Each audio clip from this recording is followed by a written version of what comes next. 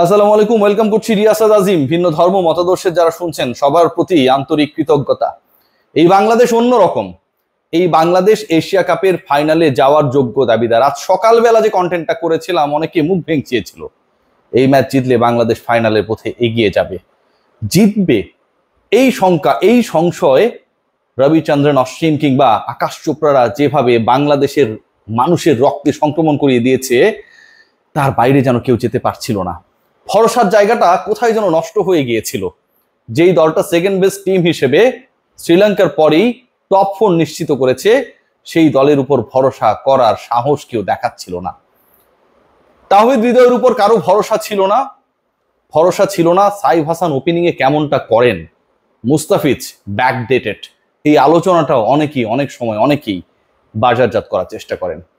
আজকে বাংলাদেশের এই অসাধারণ জয়ে, সুপার 4 শুরু হলো বাংলাদেশের জয়ে, বাংলাদেশের এই অসাধারণ জন অলমোস্ট 170 চেস করা জয়ে যেভাবে এশিয়া কাপের নতুন ইতিহাস রচিত হলো, যেভাবে পঞ্চ পাণ্ডববিহীন বাংলাদেশ দেখিয়ে দিল নতুন ব্র্যান্ডে তারা খুব একটা খারাপ না, যেভাবে তাওহিদ হৃদয় আন্ডার প্রেসার দুটা ক্যাচ ছাড়া মায়ের ক্যান্সার দল থেকে বাদ পড়ার একটা বাজে সিচুয়েশন তৈরি হয়েছে, কেন তিনি সেই প্রশ্নটা সবখানে 31 বলে 50 করলেন।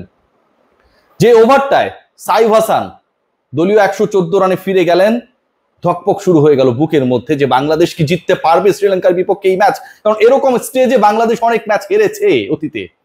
হৃদয় ঠিক তার পরের ওভারে কামিন্দু মেন্ডিসের 16টা রান নিলেন, বাংলাদেশের জয়ের টার্নিং পয়েন্টটা ঠিক সেখানটায় রচিত হয়ে যায়।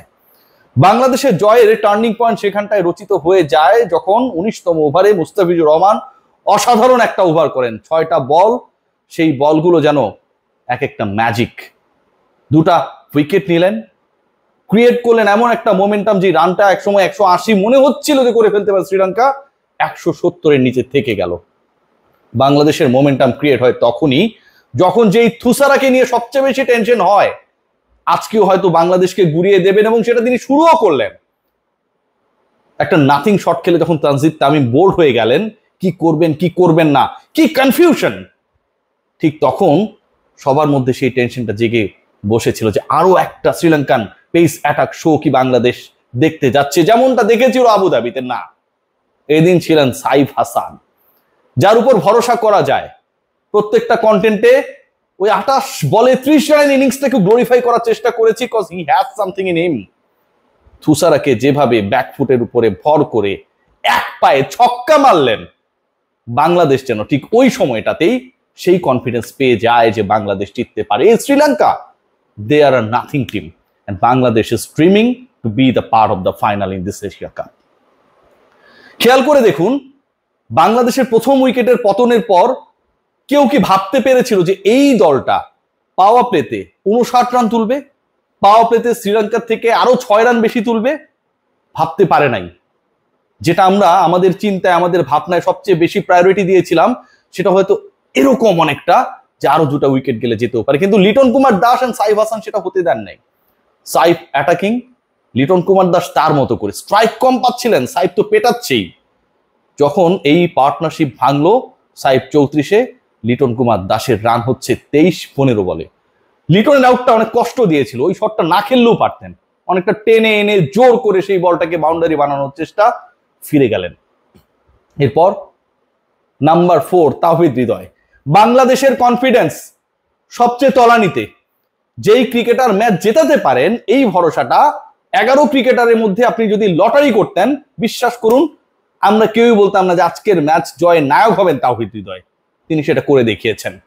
যখন তিনি বাংলাদেশের বোলিং ইনিংসে, ফিল্ডিং ইনিংসে টানা 2টা ক্যাচ মিস করেন, ঠিক তখন কেউ অবশিষ্ট ছিল না যে এই তাওহিদ হৃদয় ব্যাট হাতে ম্যাচ জেতাতে পারেন। তার শরীর চলছে না, মন চলছে না, ব্যাট চলবে কিভাবে, সেই ব্যাট তিনি চালালেন যেভাবে যেন রক্তক্ষরণ হলো শ্রীলঙ্কার বুকে, এবং একই সাথে আকাশ চোপড়া এবং আমার প্রিয় রবিচন্দ্রন অশ্বিনের বুকে।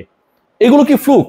আফগানিস্তানকে আগের ম্যাচে পরাজিত করার পরে সুপার 4-এ প্রথম ম্যাচে শ্রীলঙ্কাকে উড়িয়ে দেয়া, যেই গ্রাউন্ডে এবারে এখন পর্যন্ত এশিয়া কাপের একটা ম্যাচও খেলেনি বাংলাদেশ, সেই মাঠে দাপটের সাথে অলমোস্ট 170 চেস করা, is it a fluke? Definitely not. কিন্তু আমরা ওই আস্থার জায়গাটা রাখি না। বাংলাদেশ দলের এই জয় এমন একটা সিচুয়েশন ক্রিয়েট করেছে, বিশ্বাস করুন, যে পাকিস্তানকে হারালি, ইন্ডিয়ার কথা বাদ রাখলাম, they are a very good team, unparallel, তার মানে আনবিটেন না। তারপরও আমি যদি সরিয়ে রাখি, পাকিস্তানকে হারালি এই বাংলাদেশ এশিয়া কাপের ফাইনাল খেলবে, যেই বাংলাদেশ নাকি এশিয়া কাপের সৌন্দর্য নষ্ট করে, যেই বাংলাদেশ নাকি টপ 4 এর ওই ম্যাজিক্যাল রাউন্ডে যেতে পারবে না, সেই বাংলাদেশ এখন এই মুহূর্তে সুপার 4 এ হাইয়েস্ট পয়েন্ট গেটার। একটাই ম্যাচ হয়েছে যদিও, তারপরেও ভাই ভালো লাগে বলতে, তো শ্রীলঙ্কার বিপক্ষে এই জয়টা তো এত সহজ ছিল না। যখন সাইফ ফিরে গেলেন, মোমেন্টাম ক্রিয়েট হয়, শিফট হয় কিভাবে? মনে করা হচ্ছিল যে ফুল মোমেন্টাম শ্রীলঙ্কার দিকে। 114 রান 61 করে 45 বলে সাইফ হাসান ফিরে গেলেন। মারবে কে? তাওহিদ হৃদয় দেখিয়ে দিলেন। ঠিক তার পরের ওভারটায় 16 রান তুললেন কামিন্ডু মেন্ডেসের বলে। খেয়াল করে দেখুন বাংলাদেশের আস্কিং রান রেট, বাংলাদেশের সাইফকে হারানোর প্রেসার, সবকিছু যেন দূর হয়ে গেল। বাংলাদেশকে জিততে হলে, বড় রান চেস করতে হলে টপ 3 একজনকে খেলতে হয়, সাইফ হাসান সেই খেলাটা খেলে দিলেন। বাংলাদেশকে শ্রীলঙ্কাকে হারাতে হলে থুসারাকে সামলাতে হয়, সাইফ হাসান সেই কাজটাও করে দিলেন। বাংলাদেশকে ভালো করতে হলে পাওয়ার প্লেতে অ্যাটাকিং হতে হয়, সাইফ হাসান সেই কাজটাও করে দিলেন। আর ফিনিশিং এ তাওহিদ হৃদয় সবার হৃদয় জয় করে নিলেন। অনেক ইনিংস আমরা দেখেছি, অনেক প্রশংসা তারা কুড়িয়েছে, কিন্তু এশিয়ান মঞ্চে, বিশ্ব মঞ্চেই বলতে পারি, the way Bangladesh showed their courage, the way of application, আজকের খেলাটা এক কথায় পুরো এশিয়া কাপে বাংলাদেশের যেভাবে খেলেছে সবার মন জয় করেছে। স্কোয়াড নিয়ে প্রশ্ন রয়েছে, বাংলাদেশের অ্যাপ্লিকেশন নিয়ে প্রশ্ন রয়েছে। যেই শ্রীলঙ্কা আমার কাছে মনে হচ্ছিল যে আসলে 150-এর মধ্যে আটকে রাখা সম্ভব, সেই শ্রীলঙ্কা এত দূর যেতে পেরেছে শুধুমাত্র ফুল স্কোয়াড, ফুল 11 ইনফ্যাক্ট সিলেকশনের কারণে। বাংলাদেশ জিতেছে মানে 7 খুন মাফ হয়ে গেছে তাই না। আমার দুই প্রিয় ছোট ভাই মাহরুষ প্রত্যয়, আফনান পিয়াল ফেসবুকে ঠাট্টা করছিলেন, স্ট্যাটাস দিচ্ছিলেন একে অপরের স্ট্যাটাস শেয়ার করে, যেমন কিছু মানুষ রয়েছে যারা তাদের জীবন পুরো ফ্যামিলির জন্য দিয়ে দেন, কিন্তু দিন শেষে তার সেই কাজের মূল্যায়নটা কেউ করে না। নুরুল হাসান সোহান যেন তাদেরই একজন।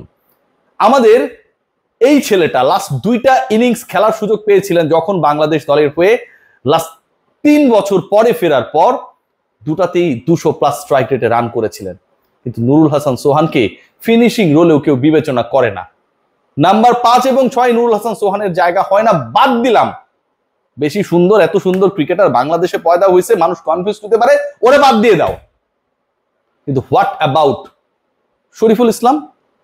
আজকের এই ম্যাচে গুরুত্বপূর্ণ ক্যারেক্টার যদি থার্ড পেসার কেউ হতে পারত, সেটা হতে পারত তানজিম সাকিব আর মোহাম্মদ সাইফুদ্দিন। শরীফুল ইসলামকে কি বুঝছে আপনারা দলে নিলেন? এবং এই শরীফুল ইসলাম সবশেষ আজকের ম্যাচের আগে শ্রীলঙ্কার এগেইনস্টে যে ম্যাচটা খেলেছিলেন, সেখানটায়ও তিনি তার ফুল স্পেলে 4 ওভার স্পেলে 50 রান দিয়েছেন, আজকে 1 রান কম, 49। ক্যালকুলেশন, ডাটা অ্যানালিসিস, এগুলো কতটুকু করে একজন ক্রিকেটারকে মাঠে খেলিয়ে দেওয়া হয় কে জানে।